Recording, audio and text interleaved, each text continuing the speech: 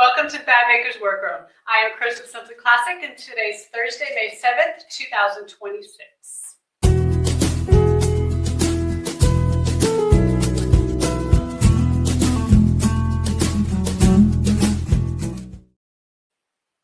Thank you so much for joining us this evening. We go live every Thursday at 7 p.m. Eastern Time. If you can't join live, you can watch the recording on YouTube at any time. Make sure you subscribe and hit the bell icon to be notified when I post a new video or when we go live. So today's actually a pre-recorded episode because I'm traveling this week, but Shauna on my team is here in the chat, so let her know if you have any questions. And we'll be back live with our episodes next Thursday. So our topic is upscale straps and handles, and here's what I planned. We're going to start by going over what's new in the Simply Classic Scoop. Then I'll tell you about our featured pattern, the Rosanne. We're going to look at some designer bags with unique handles. We're going to talk about the history of Mietis bags. Then we'll feature our customers' bags in Artistry Avenue. And finally, I'll announce our pattern giveaway. So before we get started, please take a second to click the thumbs up button below. It really does help make a difference, and I do appreciate your support. So now it's time for the Simply Classic Scoop, and this is where I tell you what's new here at Simply Classic. If you're watching this, I'll be out of town for a trade show, so I'm going to give you a recap of that next week. But for now, I just want to remind you about some of the events we have coming up. You can also learn more on our events page on our website. We update regularly, and we will also include registration links in the video description below. In July, I'll be teaching the Julie and the Sorella at A&A Sewing in Broussard, Louisiana. In August, I'll be teaching several workshops and classes at Sac Bag and Sew in Sacramento, California. In October, I will be back at Pins and Needles in Cleveland, Ohio to teach the Zara and the Sorella. And then we will be in Idaho in the month of September. And we'll be teaching the Julie and Simply Classic Clutch. So I'm in the process of planning some other events around the country as well. So I'll keep you updated as soon as I have the details. I also want to add that I'm not going to host a virtual sew-along this month. I've been trying to do one a month, but May has been a very busy month with travel, and I just could not make that work out. But we will be back in June with another one, so stay tuned. So now it's time to talk about our new pattern of the week, which is the Rosanne. The PDF is on sale for $12.49 right now. That's $7.50 off the regular price. That discounted code is automatic, so you don't need a coupon. So the Rosanne is a mid-sized tote bag with faux row handles. It's one of our most popular patterns because it has a very feminine and classic look. It's actually done after a Brahmin bag, okay? That was kind of the inspiration for this. And you guys, when you make this bag, you hit it out of the park. It's amazing what you do with this bag. So we're going to look at this in the overhead. Now, the Rosanne does have what I call faux row handles, okay? So you can see here, the handles kind of have a rolled handle look, but it's actually faux leather, and there's no core in here at all. It's actually just the way the handles are constructed. The measurements are 15 inches wide. It was actually a little bit wider at the top, 9.5 inches tall, and 4 inches deep. Okay, so it's a good sized tote bag. Skill level is confident beginner. It has a really cool overlay here with a flap closure. Now, the pattern is made for magnetic snaps. This particular one does have a zipper closure, a zipper here on the inside. A lot of you asked me for a zipper closure, and bags like this are really difficult to put zipper closures on because the bag it gets wider as it goes up, okay? So typically when you have a bag like this that starts out narrow and goes wider, it's hard to put a zipper in. Because if you were to put a regular zipper overlay and push it down in the bag, it's going to get squished up, okay?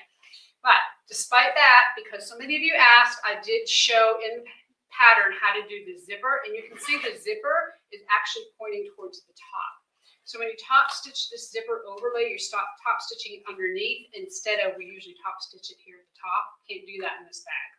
I highly recommend if you make the Rosanne, though, you use the snaps just like the pattern calls for and do a flap unless you just absolutely have to have a zipper, okay? Inside, we do have a zipper pocket on one side. Of course, we have a slip pocket on the other side and the key fob. And this is just a very stylish, very upscale bag. A lot of the Rosannes I've seen you do, like I said, are really amazing bags. You do so many different things with this flap, and of course you can do all different kinds of closures. And so, you know, again, the Rosanne, the PDF version is on sale for $12.49 this week. The hardware kits for the Rosanne is also 10% off until May 20th. At the end of today's show, we will give away a PDF pattern to someone watching the replay. So I also, of course, we'll let you know what the keyword is or what you need to enter. And so everybody stay tuned for that. So now it's time for perfect pairings, where we match some of our leather and faux leather with lining, thread, and hardware. And our faux leather pairing is actually inspired by one of our customers' bags that I'll show you a little bit later in this episode.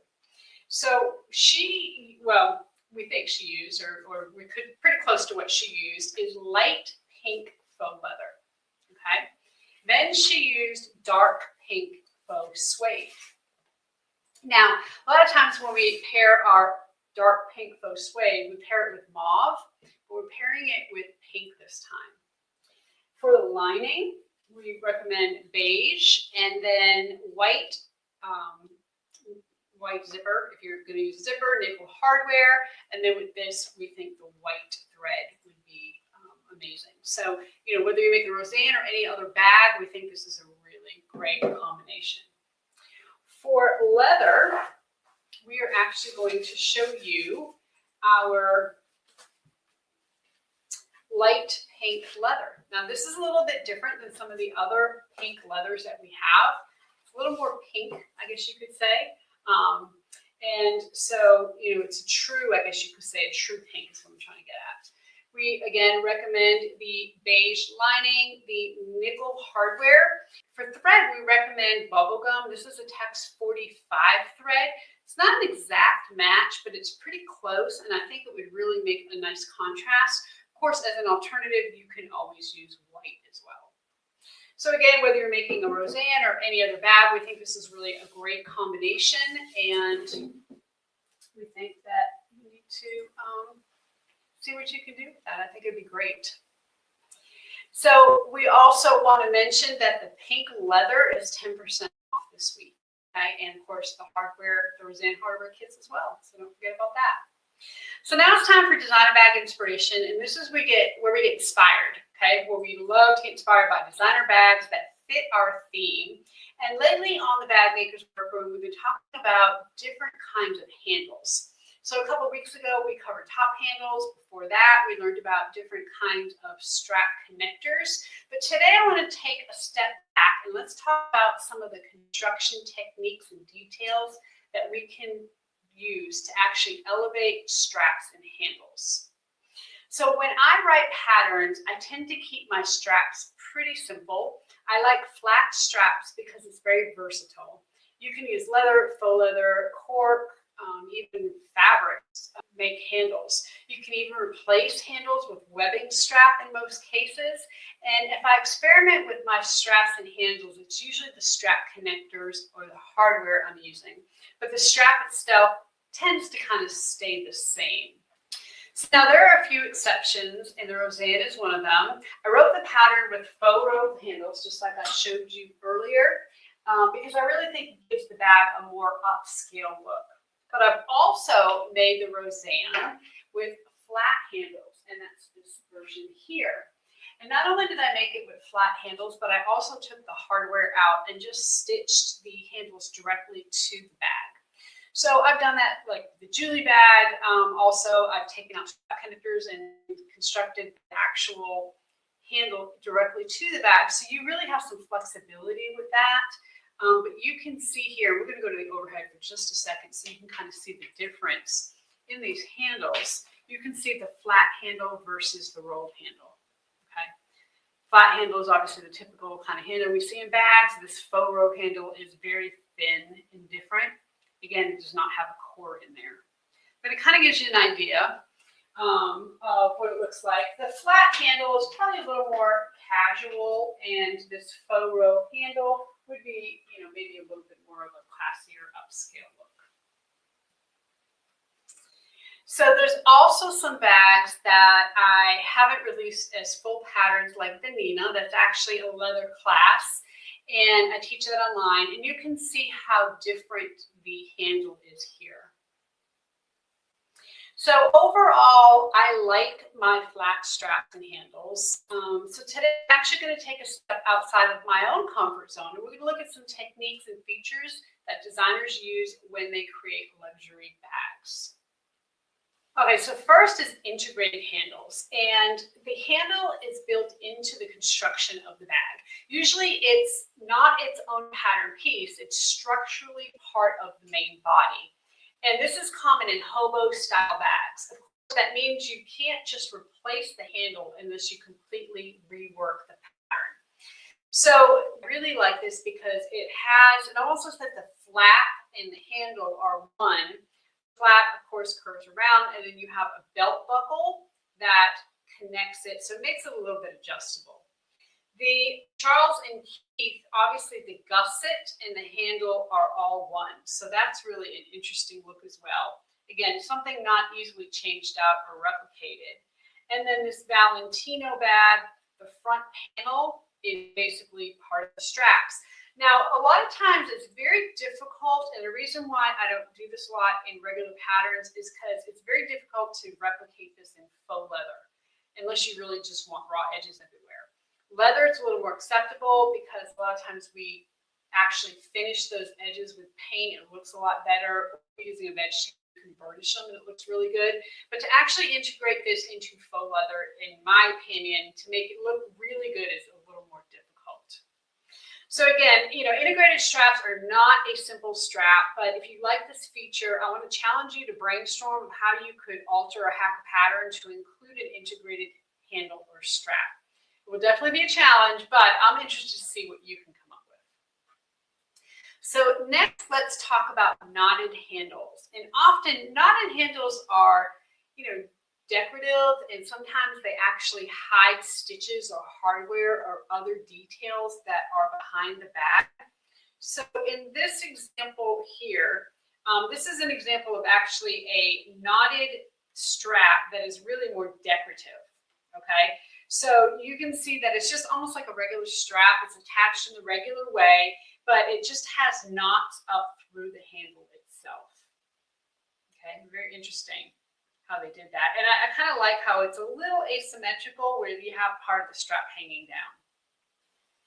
So I actually think that that handle is just a cord that they probably tied off to one end, knotted in certain ways, tied off to the other end and let it hang down.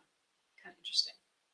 And then you have this next one here too, and it's kind of the same thing where it's just a cord. It's probably a piece of piping or something that's covered with leather, and then they run that through the strap connector and then they knot it off. And this is seen this a lot in bags recently. It's kind of a trendy right now to have that. I wonder a little bit about the integrity of that, if how well it would stand up to the test of time, but it's definitely an interesting look. And then this here is one that I really like. This is another example of knotted straps, and instead of them being knotted in the previous photo, what we see here is either with buckles or with different kinds of knots that are maybe a little more eye-catching, let's say, than the last one we saw. And then this last photo here is, again, very trendy, where you almost have a piece of piping that turns into a handle. And I really like that look. I actually kind of like this bag too. It looks like a pretty simple bag, but what happens is the transition point where you turn it over from piping to handle is probably a little difficult because you need a pretty good amount of seam allowance to grab that piping, where you don't want as much of a seam allowance on your handle. Okay, so it's just a couple things I've thought about in looking in these, these kinds of bags. So next we're just going to kind of look at some unique things, and this one here looks like just a piece of rope that they used, and then they just wrapped the rope and wrapped it with some leather. So it's kind of a good juxtaposition of high-end leather with maybe a very casual rope. Just, again, something different. Now this is something else that I've seen a lot of, and I really like the way this looks. Again, I'm not really sure how the integrity of the bag would hold up, but basically they have a rolled handle or some kind of handle, and they wrap part of the bag around the handle, and that's how it's attached. So this one here seems to have a lot of stitching involved in it, which I can see how and why, but somehow that stitching has got to go through the handle, or it seems like that handle would just slip right out. So something that I've kind of been eyeing, but again, not really sure if something like that would stand the test of time. Now this one here I want to show you just because it's really unique. I'm not 100% sure how they did this, but it's like a piece of chain inside or in a cutout with some probably veg tan leather. Obviously you have to have some pretty thick leather to do that. You couldn't use a lambskin like what we carry. It's going to have to be something with probably more thickness and a stiffer temper, but it's really kind of a unique look. So these are some other really unique kinds of straps. This one here just looks like I don't know, just a big tangle of rope that's been all twisted and tied up. Obviously there's a pattern to it. You can see that there's definitely some kind of weaving or pattern technique, but it's almost like a piece of piping that was covered with leather and then almost woven into a rope pattern. And of course they added a piece of hardware on it, which is kind of cool, but it's definitely very, very different. So here we have a Prada bag, and again, it's kind of like the juxtaposition of having the high-end leather with more of a casual feel with the rope. On this, it was a kind of different way of wrapping it. Interestingly, it does not look like the rope goes all the way through the handle, which kind of makes me worry about the integrity of the bag. However, you can see that not only did they use the rope as an accent there, but they also used a braiding technique at the top of the handle. So this handle's got a couple different things going on. Definitely very unique. And then this handle here is something that, again, could probably be created fairly easily with leather. You could glue two pieces of leather together and then cut this scallop shape out. And then it looks like at the fattest point of each scallop, they added some sort of decorative element, whether that's a rivet or some kind of Chicago screw, I'm not really sure. But it kind of gives it a very feminine look with the curves. And but it's more of probably one of the more regular handles that we've seen today. Okay, now the next two pictures I'm going to show you are kind of crazy handles. Okay, they're handles that have been shaped into different forms, and this one here you can see has heart shapes on them. And it looks like pieces of leather have actually been added to that to form those heart shapes. Probably veg tan that has had some kind of wet forming done to hold its shape, but that was really kind of interesting. And then this one here, I'm not really sure what this is supposed to be. Maybe a monkey of some sort. I'm not really sure. A lizard. But anyway, it's kind of neat the way the actual shape of the handle is supposed to replicate this form, and you have it attached in two different ways. Maybe it's supposed to be a snake. I'm not really sure. But whatever it is, it's kind of unique in how it is attached. Obviously sewn into one end, and then the strap kind of snakes through these two connectors down to the bottom of the bag. Now this here is again more of a one of the more regular things we can look at today. A lot of times to talk about wrapping straps, wrapping handles, putting like handle wraps on your actual straps. This is another way to do it. So what you see here are two thinner pieces of strap, probably covered, like pieces of cording that have been covered, and they actually cut holes and run that through the the strap through the holes. Now, I'm assuming somehow, some way, this handle is either stitched or glued to the wrap so that it doesn't move, because I would think every time you let it down, that thing would either slide to one end or the other. So I'm assuming somehow that's stitched on. I don't see any stitches in this picture, but I would think that is done. And it almost looks like there might even be some wet forming done with this leather, the way it's holding that shape. And then, of course, keep in mind that you can always do some decorative accents on your handles without having to cut any crazy shapes or anything. So use maybe some grommets or some rivets along your handle. You can also use thread. So when I say that, you can either do some kind of double stitching or even some kind of embroidery design on your handles to certainly make them a little more upscale. And then here's one final example of a rolled handle. And next week, I'm going to show you how to do a real leather rolled handle just like this for Rosanne bags. Okay, even with that shape that you can stitch right onto the bag. So a lot of people have asked me how to do a real leather rolled handle. And so make sure you stay tuned next week on the sewing section of the episode. We're going to show exactly how to do that. So the last thing I want to remind you of is that on our YouTube channel, we do have a playlist of straps and handles and connectors and all kinds of cool things. Just a compilation of the different videos I've done over the years that concern or the topic is straps and handles. So make sure you check that playlist out on YouTube.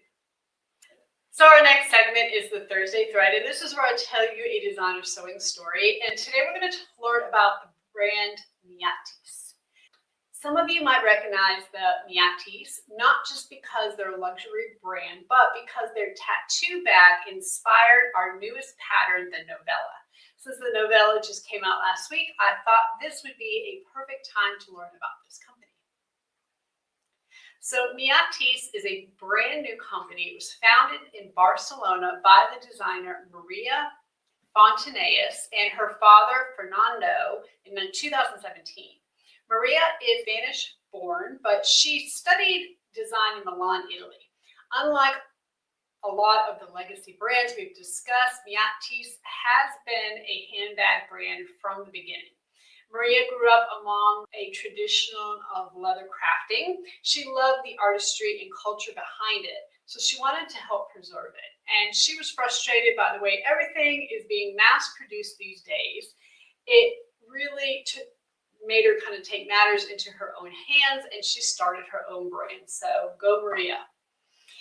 Their design philosophy is to create timeless designs using sustainable products. They operate on a kilometer zero model, which means they're prioritize local sourcing and production to keep the supply chain efficient and eco-friendly. Ultimately, they do almost everything in-house, from selecting the leather to sewing and finishing the bags.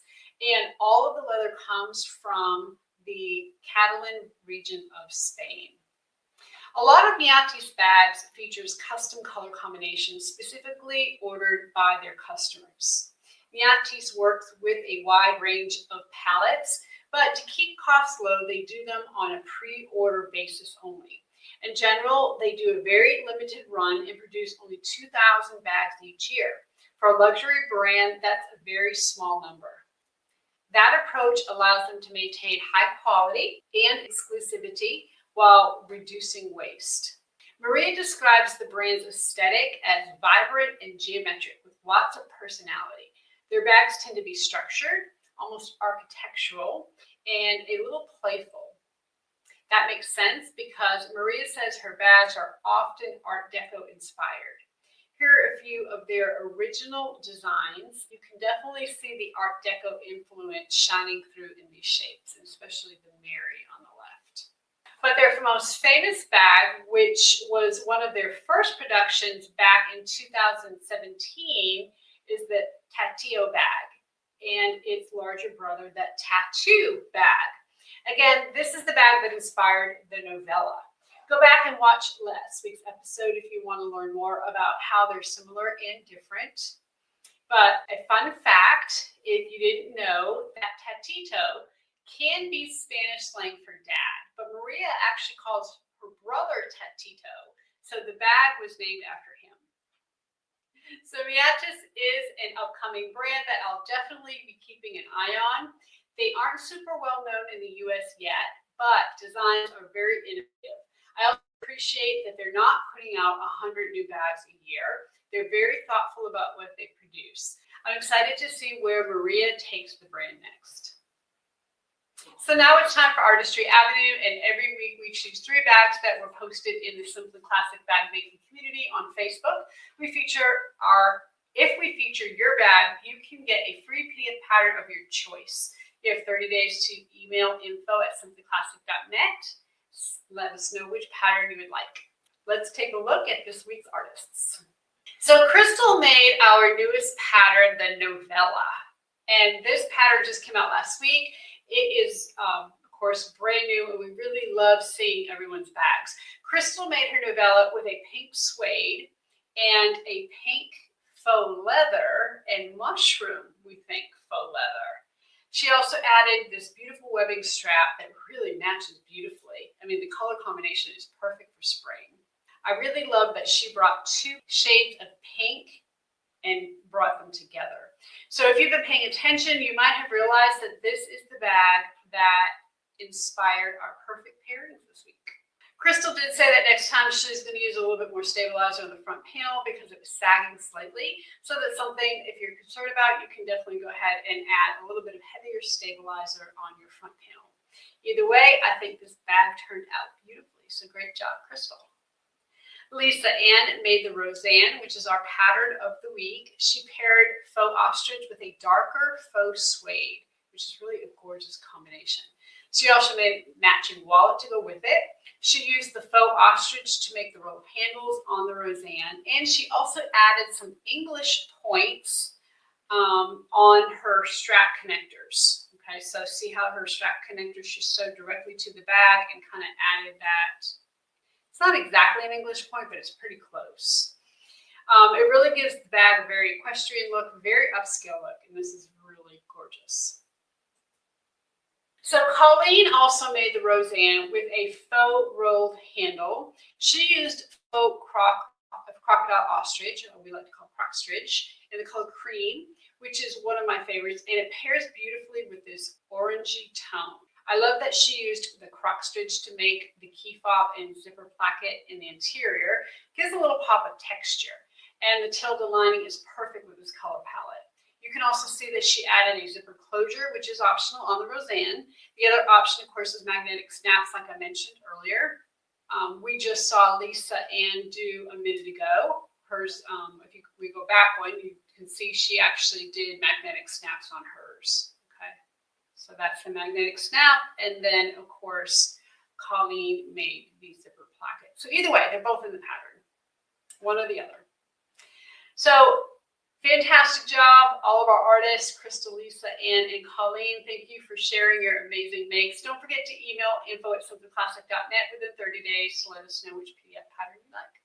So before we wrap up, we want to go ahead and let you know, if you're watching the replay, how to enter the giveaway. And of course, it's open worldwide. Just enter your name and your favorite kind of fabric that you like to use for lining.